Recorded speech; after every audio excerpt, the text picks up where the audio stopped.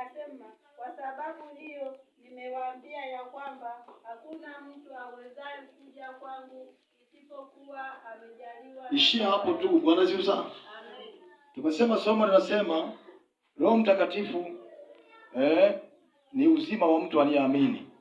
Bwana asifiwe sana. Lakini pointi tunasema Roho Mtakatifu analeta uzima ndani ya mtu aliyeamini neno la Mungu. Umesoma hapa kitabu cha Yohana ile 6:5 sema Roho ndiyo itiao uzima, mwili haufai kitu.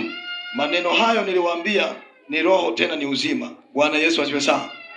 Yaani manake ni kwamba mtu yeyote anapoamini neno au anapomwamini Mungu kupitia neno lake, kinachofuata ndani yake ni uzima wa lile neno. Bwana Yesu sana. Neno la Mungu haliwezi kufanya kazi bila ujazo wa Roho Mtakatifu. Sasa Mungu aliniambia leo hapa tunataka wote tujazwe hapa. Ina maana uzima wa Mungu ukiingia ndani yako, vitu vyote vinakuwa hai. Afya itakuwa hai, biashara itakuwa hai, ndoa itakuwa hai. Chochote utakachofanya familia yako itakuwa hai. Uzao wa tumbo lako utakuwa hai kwa sababu aliyeingia ni hai. Haleluya. Kama Roho Mtakatifu hajaingia huko ndani, ndipo vitu vinaanza kufa kimoja kimoja. Ndipo vitu vinaanza kulemaa kimoja kimoja. Kwa sababu aliyekalia maisha yako ni roho ya mauti. Lakini kama Roho Mtakatifu ameingia ambaye ni roho wa uzima, vitu vyako vinaanza kufufuka katika jina la Yesu. Mwambie jirani yako leo uwe tayari kufufuliwa na Roho Mtakatifu. Kuna mtu yeyote anakataa uzima? Unajua kama mtu mwingine hapa ilikuwa dunia kote hakuna mauti. Yaani ipo tu kusema ukimwamini Yesu haufi milele. Watu wengi wameokoka. Yaani hakuna kufa hata kifo cha kimwili. Si watu wengi wanaokoka.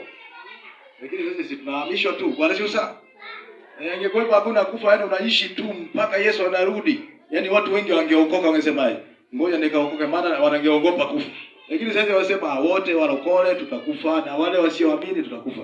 Lakini vifo vimetofautiana. Ndio maana unamwamini Yesu ukiwa mzima, ukishamwamini unakuwa hai katika roho, alafu hata ukifa mwili, ile roho yako itakuwa inaishi ndani ya Kristo katika ulimwengu wa roho. Hapa duniani penyewe kufa kwako kwenye inapata shida. Kwa sababu vitu vyako si vinakuwa hai. Bwana Yesu sana. Sasa nimesema mwili haufai kitu ila roho ndio cha uzima. Huu mwili tulionao ni kama hauzima. Kama vile kopo liloficha mambo ya ndani. Bwana sio sawa. Ukiona mafuta yameharibika hata kama kopo jipya ndani yameharibika, ile kopo hata kama ni jipya unalitupa. Lakini cha ndani kikiwa kizima, hata kama huko nje kumechakaa, nakwambia unaenda kupaka rangi ili kiendelee kuishi kwa jina la Yesu. Haleluya. Sije kama unanielewa. Sasa hapa ndio maana unaona Biblia inasema mwili haufai kitu ila roho ndio cha uzima. Kwa nini anasema hivi? Roho Mtakatifu anapoingia ndani yako, anaondoa mambo mafu, analeta mambo mapya yaliyo hai kupitia neno la Mungu. Chochote ambacho unaona akiendi kwenye maisha yako kimekufa. Na iliyoua ni roho. Na roho ya mauti kisha ua mambo yako mpaka Roho Mtakatifu aingie ndani yako, ayaondoe yaliyokufa, yalete yaliyo hai katika jina la Yesu. Bwana Yesu sana. Unajua watu wengi tunateseka nini? Tunateseka kwa sababu hatuna uzima ndani yetu. Kwa nini Yesu alisema? Yesu akasema ninyi hamna uzima. Kwa sababu uzima ni huu, wakujue wewe Mungu, wakujue wewe. Au hatujasoma kitabu cha Yohana ile 17 mstari wa 3. Hebu soma uone hapo. Anasema uzima wa Mungu, uzima wa milele ndio huu.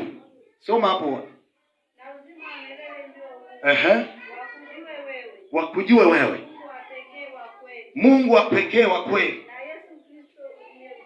Na Yesu Kristo uliyomtuma ndio uzima pekee. Bwana Yesu sana.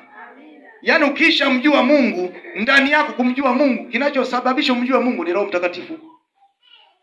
Kumjua Mungu ni kushiriki kitu kimoja, kikombe kimoja cha agano. Kama pale Yesu aliposema na kwenda kwa Baba, kabla sijaenda kwa Baba, akamega mkate, akatoa kikombe cha, akasema hii ni agano la hii nyweni ni damu yangu, ni damu ya agano langu. Bwana Yesu sana.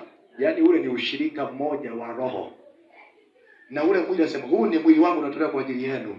Ule ni ushirika mmoja wa mwili unaoishi hapa duniani. Kikombe kile alichokinywea Yesu, walichonywa wanafunzi. Maana yake ni kwamba lile ni agano la Roho Mtakatifu. Yaani umoja wa Roho Mtakatifu utakuwa pamoja na nyinyi. Na ule mwili ambao sema huu ni mwili wangu unatolewa kwa ajili yenu, manake ni uzima wake Yesu aliyotupa sisi, alimgawia kila mmoja akala mwili. Ndio maana ukisoma kwenye kitabu hicho cha Yohana, kitabu hicho cha Yohana ile 6 kwenye 54 pa, hebu nisome 6:54 hapo, ambapo anasema hivi, hebu soma moja pa. Nasema kwamba aulaye mwili wangu na kuinywa damu yangu anao uzima wa milele. Anasema nami nitamfufua siku ya mwisho. Alafu kwa maana mwili wangu ni chakula cha kweli. Bwana Yesu asifiwe. Aulaye mwili wangu na kuinywa damu yangu hukaa ndani yangu. Bwana Yesu asifiwe sana. Tumeelewa wapendwa wa Mungu? Aulaye mwili wangu na kuinywa damu yangu anao uzima wa milele. Manake ule mwili wa Yesu ulioula wewe, umekula neno. Manake mwili wa Yesu sasa hivi ni neno. Haleluya.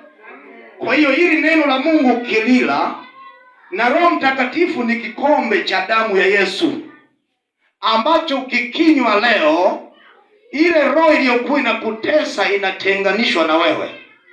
Ile madhabahu iliyokuwa imeunganika na wewe inakukimbia, manake unaunganishwa na ushirika wa Roho Mtakatifu mbinguni kwa jina la Yesu. Manake ushirika wa Mungu Baba, ushirika wa Mwana Roho Mtakatifu, na ushirika wa Mungu Baba, ushirika wa Mwana, ushirika wa Roho Mtakatifu. Utatu mtakatifu. Bwana Yesu sana. Si mnaelewa? Manake tunataka leo tupokee roho. Hapa mimi niliwaambia hakunaga mafuta hapa. Hapa utakuta mafuta. Na ukikuta ukikuta madhabahu hii imeanza kutumia mafuta, ikimbie. Tena ikimbie miguu miwili, hatua za kutosha. Maana ujue kabisa mchungaji kashakula rushwa. Na mchungaji anataka kuwa tajiri. Ameisha ingia mikataba. Unajua kwa nini nasema hivi? Mungu yeye anajitosheleza. Yeye anataka kutumia nafasi ya mtu iliyokamilika. Mungu hatumii vitu, anatumia nguvu yake ya roho, neno.